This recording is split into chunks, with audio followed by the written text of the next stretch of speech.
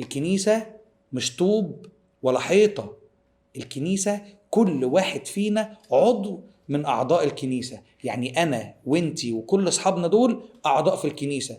الكنيسة ما تبقاش كنيسة من غيرنا، لازم نبقى موجودين في الكنيسة عشان تبقى كنيسة.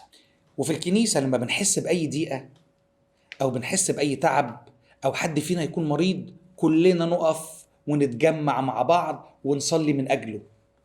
في مرة الأنبا برام بتاع الفيوم المتنيح، كان في واحد عنده أخرس مش بيتكلم، وكان جه يحضر مع سيدنا العشية، فوقفوا يصلوا، فسيدنا قعد يقول لهم احنا موجودين كلنا في الكنيسة، كلنا نصلي مع بعض علشان أخونا ده، ونقول كلنا مع بعض كيريا ليسون. فقعدوا يقولوا كيريا ليسون كيريا ليسون كيريا ليسون لغاية لما الراجل الأخرس نطق وقال معاهم ايه؟ كيريا ليسون. فالكنيسة مكان جميل نتجمع فيه كلنا ونصلي مع بعض ونصلي لأجل بعض.